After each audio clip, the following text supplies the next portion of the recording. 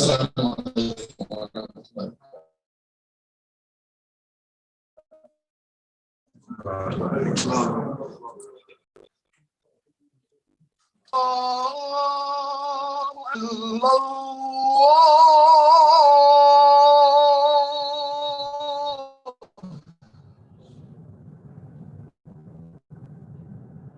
Ashhadu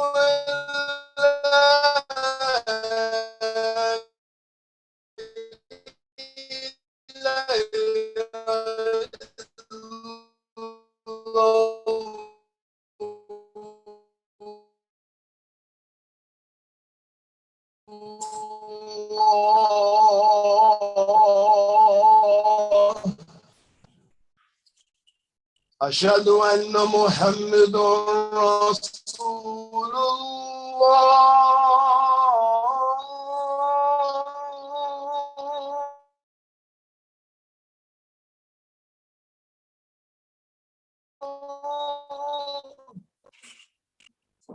أشهد أن محمد رسول الله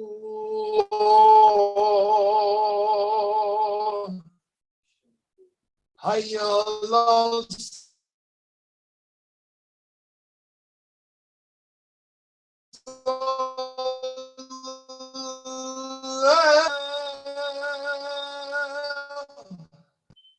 حي على الفلاح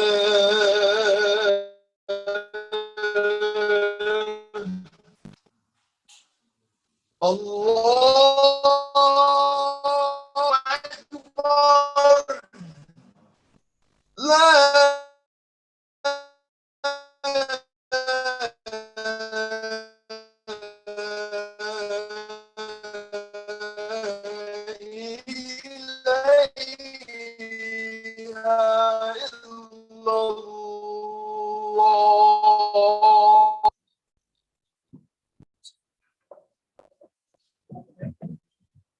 نحمده ونصلي على رسوله الكريم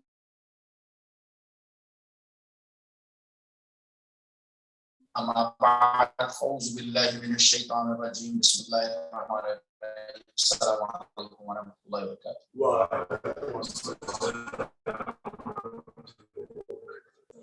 My dear brothers and sisters, thank you for khutbahs this month already related to it. So I wanted to talk to you about something that is plaguing the Muslim Ummah internationally and domestically, and that is Islamophobia, its causes. And then, and Allah says in Surah Baqarah, وَكَذَلِكَ جَعَلْنَاكُمْ أُمَّةً وَسَطًا. We created you as a community of moderation. And in the next one, he says that so that you can be a witness unto the people that you are exhorting to. And then the Holy Prophet can be a witness unto you. So this wasat, wow, means the median path. So this is not ghulu, which is excessiveness, not tanattu, which is harshness, not tafattur, which is excessiveness, not tashaddud, which is extremism. It is right around of hatred and a rhetoric of anger. Reactionary zealots use takfir. They call everybody who don't subscribe to their mode of thinking as kafirun. And they quickly excommunicate to a very myopic and narrow version of Islam. Unfortunately,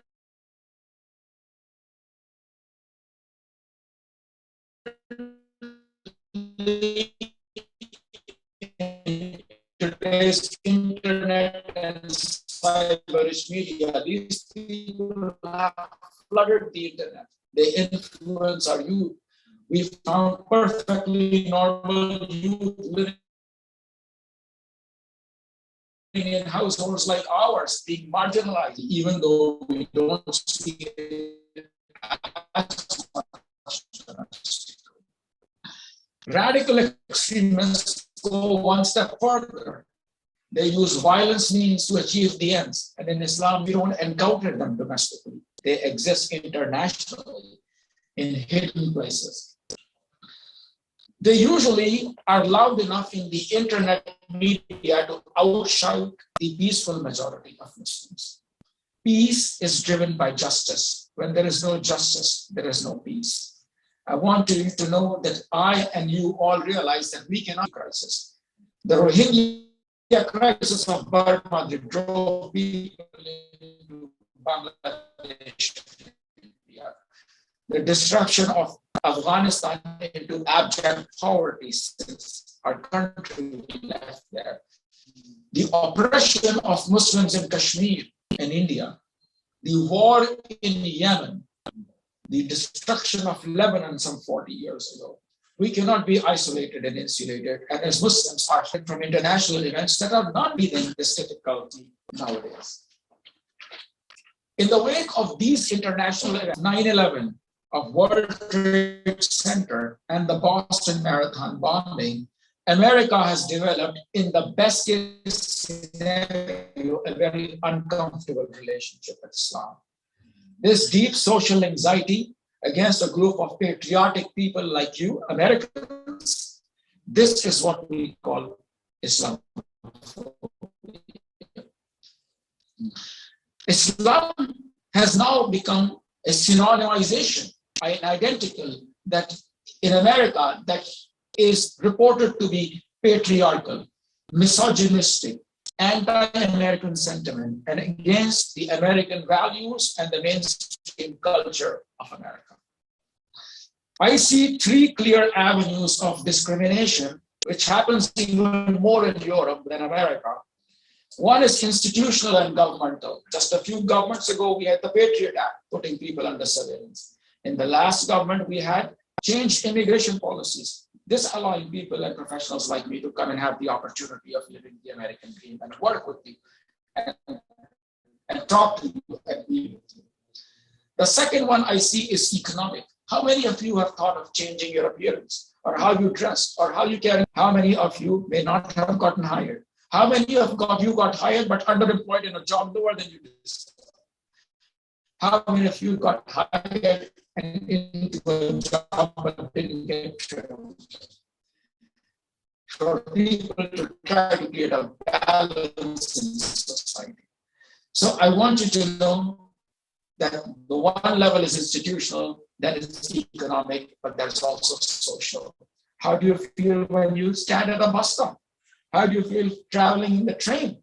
What do people see when you see you walking around the road, right? What are those perceptions? And three populations are particularly vulnerable. I find our young Muslim women being a target. A few months ago, there was a video of a young woman in India, extremist Hindus, shouting at her and blocking her entrance. And in turn, she raised her hand and she said, Allahu Akbar, Allahu Akbar, Allahu Akbar, and fought her way through the door. So young Muslim women who are the object of oppression and abuse within the milieu of their household, but instead of earning sympathy, they get harassed. The second population is young school-going children. We also know that if our child goes to school and his name is Ahmed, Muhammad, and Sayyid, what will be, how we will be dealt in the public scenario, right? And the third population that I also discussed was our youth, which are at great risk. People like me who are expats are raising American children, but we want them to subscribe to values of countries. This is our baggage. So we have lacked the social and emotional intelligence to deal with our children in the way they should be dealt with. Muslim, we want to raise their Pakistani, Indian, Bangladeshi, Arab. So this is a moment of introspection for us as well. If America could only have learned, so what are the youth dealing with? They're dealing with gender identity issues. They're dealing with LGBTQ issues. They're dealing with homosexuality. And we have failed to give them a clear narrative. A young man came to me as an imam because he had failed to get the answer to his question from several of his peers and said, as an imam, what would you do to a gay man when they throw them in prison? I said, Allah subhanahu wa ta'ala has given us that message 1400 years ago, so I don't need to make that decision. And he said, I didn't know that. What is that decision? Allah subhanahu wa ta'ala said that I created man in great honor. So I cannot denigrate that value that Allah subhanahu wa ta'ala has given to somebody. The lifestyle, I may not carry the lifestyle. My Islam does not allow me. But can I maim, torture, or dishonor somebody? So we don't equip our children with the means to deal with these questions. Okay, and so there is growing Islamophobia. A group of students in an interfaith gathering 4 years ago wrote a question to me, and he said, why did your holy prophet, may peace be upon him, Muhammad sallallahu alaihi wasallam, marry a 12-year-old girl when he was 50 years old? And I said, our narration, he was 40 years, so women were halfway through their life by that time. But can you tell me what was the age of Mary when she married Joseph? Get on your phone and Google it. And the crowd went silent one day. And I want to be humble. I don't want to come across as arrogant. But in Islam, we are allowed to question everything. So we question ourselves, and we also ask you to learn from you. So if America could only have learned from its African-American experience during the Civil War, what happened? We took a segment of society and gave them a status that was lower than humanity. So they had no choice with the back against the wall. They had to unite. They had to enlighten. They had to engage, and they had to educate everybody else. So Muslims too in America will unite, enlighten, engage, and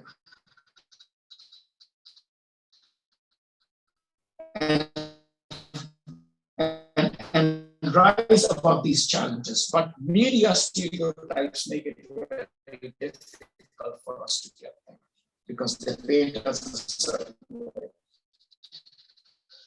So how should Muslims respond to this? We have to say Islam is in danger.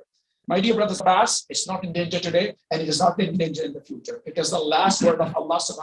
We just have to not become emotional puppets which the media wants to create in us. By jumping up and down and being angry, we will not be following the Sunnah. We would follow the Sunnah. Our response should be calculated, purposeful, thoughtful, intentional, and well planned out. So how we get to the other side of these challenges in the critical period of time is going to depend on developing responsible leadership, educating others who practice otherness towards us because they don't understand us, and a relentless pursuit of outreach to those who hate us because they don't know us. Would we allow the discourse of the American Muslim narrative to be written by others who practice otherness towards us? Or are we going to take this in our own hands? Many times we all bench ourselves on the sideline of life, like a feather in the wind, and then we complain that things don't change. My dear brothers and sisters, this is the time when we act, okay? Our Islam represents the flexibility and adaptability to succeed and survive and thrive in all ages, not just 1400 years ago. We need to use that. We find ourselves at crossroads. Do we get co-opted by the intimidation of those who do not know us, or do we write our own narrative? They want to write a narrative that is more palatable and anodyne to them, but not what is true Islam. Or do we just shed the baggage of ethnicity, of culture, and exfoliate the true radiance of Islam and let the beauty shine through? I lived in Pakistan until I was in my mid-20s, but I did not understand Islam. I understood Islam when I came to America and when I talked to my Muslim brothers in America like you. And then I started reading the books and I said, my God, 800 years of life with Hindus has brought the Hindu culture and baggage into me, which I didn't even know. But now I know. So we need to exfoliate the layers of ethnicity and baggage that we bring with us so that Islam can shine through. We need to do a better job of explaining our faith to others. However, there are significant barriers to this. Unlike Shia Islam, Bodi Islam, Ismaili Islam, Catholicism, Islam is not controlled by one central body of leadership. Sunni Islam is controlled by mosques like this who all subscribe to their own board and their own agenda. It's not possible regionally. There has been a moderate growth in civic engagement movement, which has made it a lot better for us. to work together, which are working with our local politicians, right? So the first thing is to help everybody around us that we are not the darn Muslims going to take over the country, okay? We're not taking over the country. We are just an example of the sunnah of our prophet. When he immigrated from Mecca to Medina, he built the society. He built a peaceful society and he built a welfare state. So this is what we're here to do. Assimilate, educate, enlighten, and build. That loving your faith and loving your country are not diametrically opposed to each other. That the love in our heart is enough to serve our faith, serve Allah subhanahu wa ta'ala, carry the sunnah, and serve our nation. That being pro-Islam is not being anti-American. That the two can live in our hearts together and thrive together. I read a research study to see how many Americans actually know a Muslim. 60% of Americans have never talked interpersonally with a Muslim. So it is easy to hate something you don't like. There are only two types of people in the world, people you love and people you don't know. So what is it that we are doing on our part to convert people we don't know into people we love, right? We have to be walking examples of that outreach. And if we are not walking examples to our outreach, then we are benching ourselves onto the sideline of oblivion and not making the death and complaining all the time.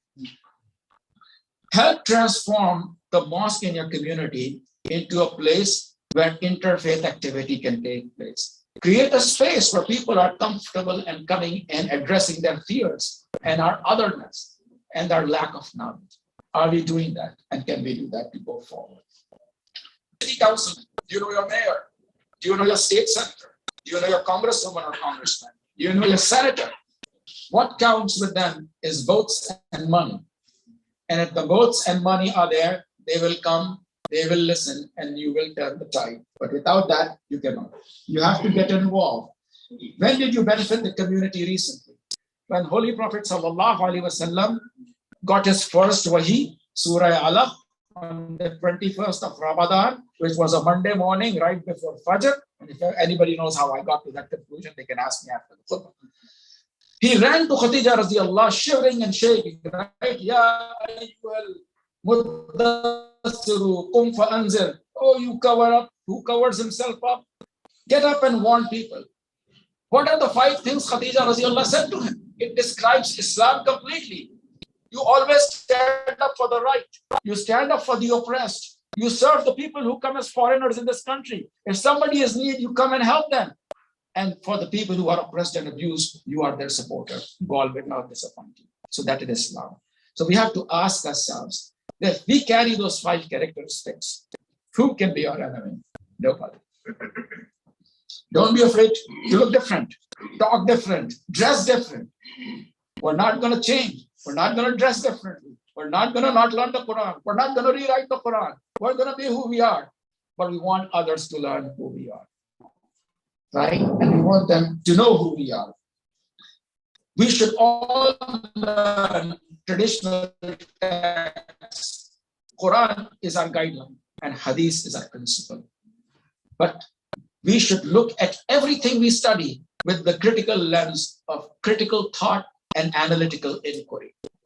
I was once at a party more than 50 miles away, so more than 87 kilometers from home, and I decided to combine my Maghrib and Isha prayer. And I said, if anybody wants to combine it with me, they can do that.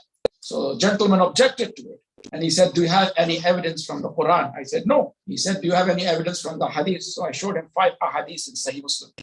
And he said, but XYZ scholar said that. WhatsApp, Twitter, internet is full of all kinds of scholars. They'll send you 100 good messages, and then you'll see the contamination. You wonder where they came from. You wonder whose agenda they're propagating. So, my dear brothers, you have evidence will come to you in both versions, in the local context to deal with it. And you have to be strong, right? The oldest community in America, the patriotic community in America that has survived 45 presidents, it doesn't have to prove that it is any more American or patriotic than anybody else. So I say that we will not be afraid, we will not be oppressed, we will not be marginalized, we will not indulge in the business of faith, we will not offer excuses for our faith, we will not change the way we look or dress or act, we will not we will not leave the country, and most of all, we will not anyone else frame the narrative of our faith. We'll be good, loyal citizens. We will counter hatred with love. When evil comes to you, return it with good. But understand there's going to be challenges. We're going to try you, right? With hunger and fear and the loss of life. And loss of souls and the loss of your production, your cultivation, your crop. So who is successful? The people who are steadfast and patient. They are going to be the ones who are successful. We want to hold on to the rope of Allah united, right? We're going to not disintegrate ourselves. Bismillah, tawakkaltu ala Allah, wa la hawla wa la quwwata billah. We're going to end the khutbah with our intervention in the middle, and then inshallah we'll end up with a prayer.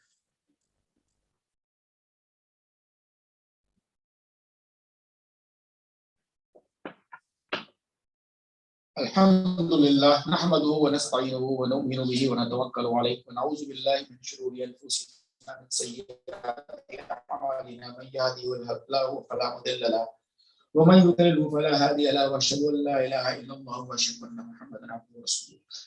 In the name of Allah subhanahu wa ta'ala, the most compassionate and the most merciful, our sustainer, our guide, our ever-present, never unaware, infinitely able and wise, your servants in your loving care, guide us to pure convictions that inspire in us the courage to match those convictions.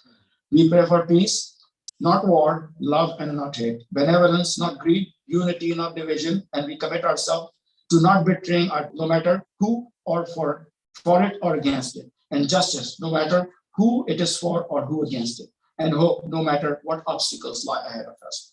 Let us not be deterred by the hatred that has claimed the lives of innocent worshippers across the world, but be emboldened by the love and that gathered them together to remember you, Allah subhanahu wa ta'ala, and gathered us together to remember them.